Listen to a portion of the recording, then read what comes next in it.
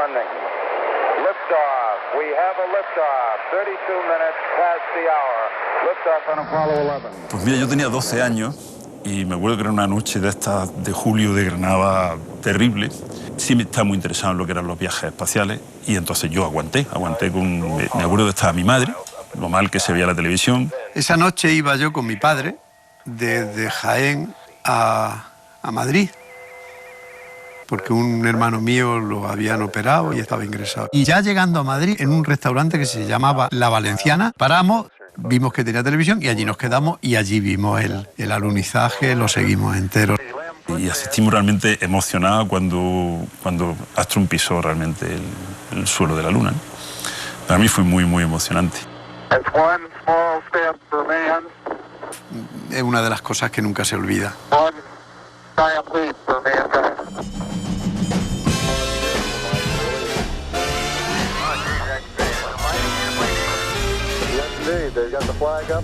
José Juan López es profesor de investigación del Departamento de Sistema Solar del Instituto de Astrofísica de Andalucía.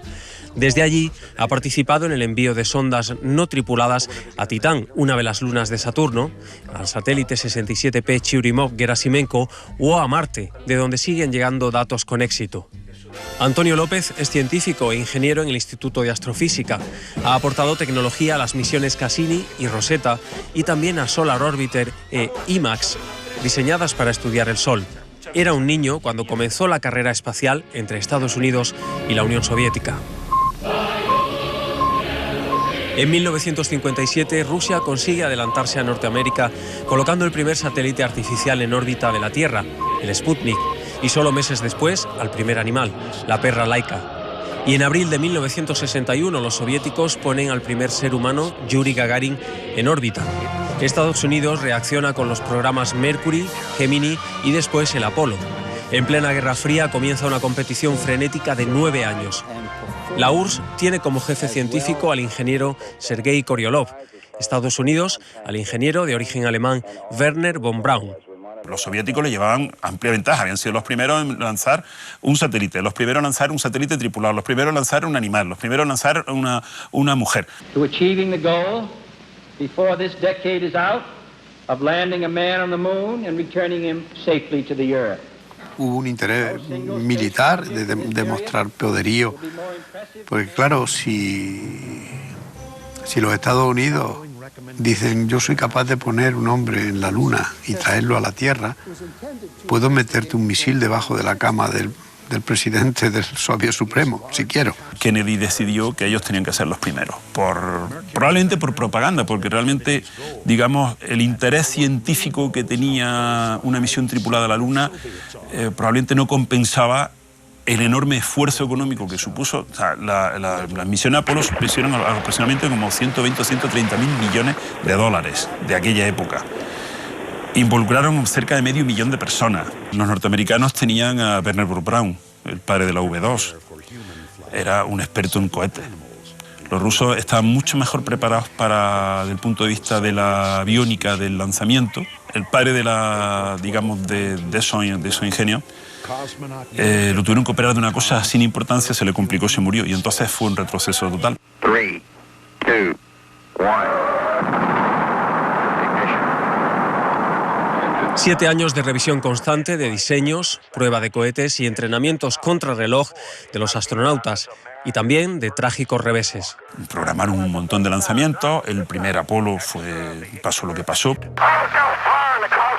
Hubo un accidente en el que murieron los 3 durante las pruebas, ni siquiera fue el lanzamiento, murieron los 3 astronautas por un incendio que hubo. O sea, iban aprendiendo de los errores continuamente, iban mejorando cosas. Sorprendente, visto desde ahora cómo se pudo avanzar a la velocidad que se avanzó cuando empieza el programa espacial, a cómo en el año 69, 6 años más tarde, se consigue poner un hombre en la Luna. La cantidad de retos era enorme, enorme, enorme. La necesidad de reducir los equipos de transmisión. O sea, un receptor de radio, en aquellos tiempos, que teníamos en nuestras casas, era un receptor de radio en AM, era un mamotreto que pesaba 15 kilos. Las necesidades de comunicación, la necesidad de mandar una señal de televisión vía satélite, que fue realmente casi la primera transmisión que se hizo. una señal de televisión desde la Luna aquí. La ingeniería y los cálculos había que hacerlos a mano. Había equipos de calculistas, de personas que hacían los números. El que desarrollaran el Saturno V fue fundamental, porque tenían que poner una inmensa masa, que eran alrededor de 180 toneladas, salir de la órbita terrestre para lanzarla hacia la Luna, ¿no? El poner cosas en órbita hay que hacerlo a base de etapas, porque para ir descargando masa, una vez que simplemente los depósitos que contienen el combustible necesario, realmente luego queda como un lastre importante. Sí, aquello fue un desarrollo tecnológico tremendo, sí. Ahora se utilizan máquinas, se utilizan ordenadores, antes se utilizaban personas, miles y miles de personas. Aquello fue una revolución industrial y de ingeniería enorme. Una treintena de astronautas protagoniza las primeras misiones tripuladas, las Apolo 7, 8, 9 y 10, que servirán para orbitar la Tierra y luego la Luna. Pero los elegidos para posarse en ella serán Edwin Aldrin, Michael Collins y Neil Armstrong.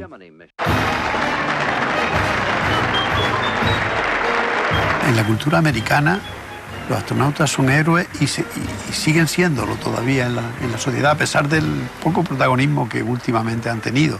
Prácticamente todos los astronautas que fueron a la Luna eran pilotos de la Fuerza Aérea Americana.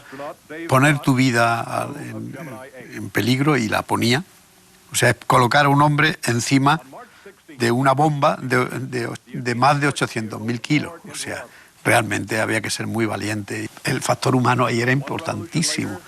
Supongo que la inserción en órbita de los dos, volver a unirse, fue una maniobra que tuvieron que trabajar manualmente mucho. Tenían el espacio prácticamente que puede disponer 3 personas en un coche. Las necesidades las hacían, tenían bombas de absorción, el agua además que les produjo problemas porque se producía también a partir del combustible, y entonces tenía por lo visto muchísimo gas y les producía diarrea, en fin, comodidades pocas. Ignition sequence start. 6, 5, 4, 3, 2, 1, 0. All engine running. El 16 de julio de 1969, la misión Apolo 11 despega desde Cabo Cañaveral, en Florida. 4 días después, el 20 de julio, llegará a la superficie lunar. Neil Armstrong será el primer ser humano en pisar el satélite, y Buzz Aldrin lo hará unos minutos después. Michael Collins los espera en órbita lunar con uno de los 3 módulos. El módulo que tenía que despegar después de la Luna tenía que ser lo más ligero posible. Entonces, si llevaba toda la nave, digamos que el volumen y la masa que necesita de carburante es brutal.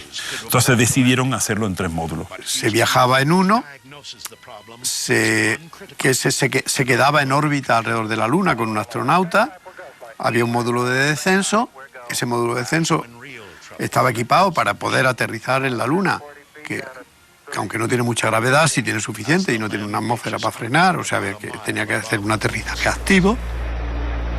Eagle, you're looking great. Coming up 9 minutes. Y de hecho tuvieron problemas y se fueron como unos pocos de kilómetros y estuvieron muy críticos porque estuvieron a 17 segundos de no saber ni siquiera dónde alunizar. Roger, we got you. We're going at alarm. El primer vuelo tripulado a la Luna llegó a la Luna gracias a una mujer, Margaret Hamilton, que era una matemática y ya tenía el concepto del software moderno.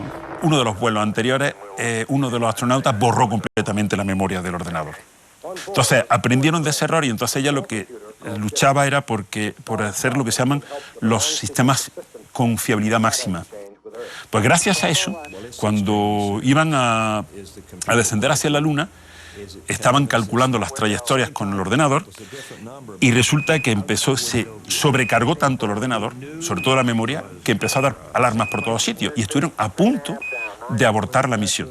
Gracias al programa que había diseñado Margaret, consiguieron anular esas alarmas y seguir con la misión.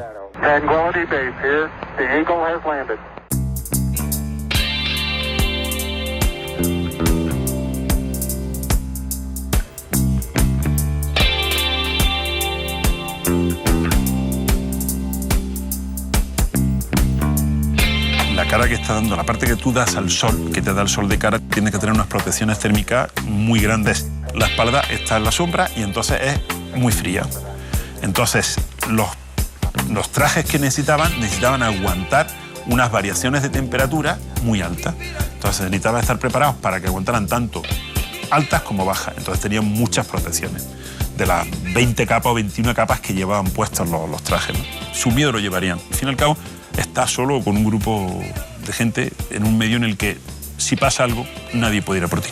Fueron 3. Uno se quedó en órbita y los 2 bajaron y los 2 pisaron, sí. La responsabilidad era muy grande, o sea, tenía que estar encargado de todo, de las maniobras de aproximación después, o sea, era una responsabilidad máxima.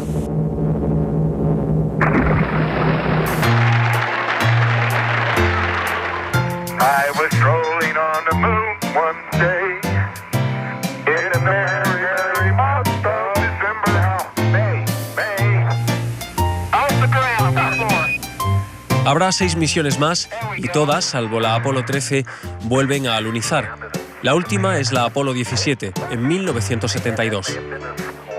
El programa de exploración espacial ha sido el motor del desarrollo de muchísimas tecnologías, no solo de ingeniería, sino también en medicina, en biomedicina, incluso en cultivo. La ingeniería informática avanzó muchísimo. El concepto, pues eso de poder empezar a manejar a lo mejor ya multitareas. La telemedicina. La telemedicina se ha inventado para poder atender a los astronautas en vuelo. Las cámaras que nosotros conocemos hoy en día, nuestras cámaras, esas cámaras posiblemente no estarían en el estado que tienen si no es probablemente por el espacio. Alimentos liofilizados, los alimentos desecados, o sea, el tratamiento de residuos, la depuración de aguas, las zapatillas de deporte, o sea, las zapatillas de deporte, digamos que no es que se basan exactamente, pero sí tienen un predecesor en las botas que llevaba Armstrong cuando pisó la Luna.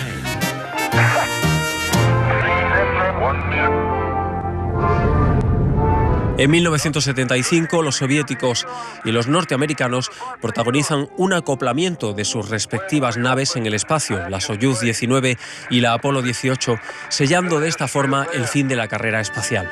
Una vez que ya han demostrado que tienen la capacidad, y entonces, afortunadamente para la ciencia, se para ese tipo de esa motivación y aparece otra motivación, que es la exploración científica del universo. 50 años después regresa con fuerza el interés por nuestro satélite.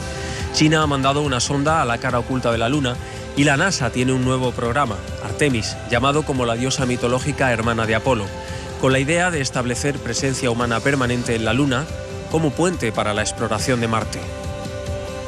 Ahora mismo con la tecnología que se cuenta de lanzadores, la misión realmente es muy compleja y se pone bastante en riesgo la supervivencia de los astronautas. Pero tampoco deja de ser un poco un problema político, o sea, porque a Marte se ha llegado, hay un montón de sondas en Marte, se están recogiendo muestras, se sabe las composiciones del suelo de Marte bastante bien. Por eso, porque ya tecnológicamente hay robots que pueden, digamos, compensar, entre comillas, lo que podría hacer un humano, ¿no? La Luna podría servir, digamos, como base fija de habitáculo para astronautas, ¿no? Sin el proyecto Apolo, yo creo que no hubiéramos ido más allá de la Luna nunca. Nunca hubiéramos salido de la atmósfera de la Tierra. No. Creo que nos hubiéramos quedado con satélites geoestacionarios, de comunicaciones, o sea, pero la exploración más allá no hubiera sido. Yo creo que aquello abrió las puertas. Queda mucho por ver y a mí me gustaría seguir viendo muchas más cosas realmente en el espacio, porque cuando trabajas para el espacio tiene un algo que no tiene el resto de cosas. O sea, es como una aventura, es como ser niño, estar jugando a ser niño continuamente para conseguir un reto de algo que no lo consigue nadie.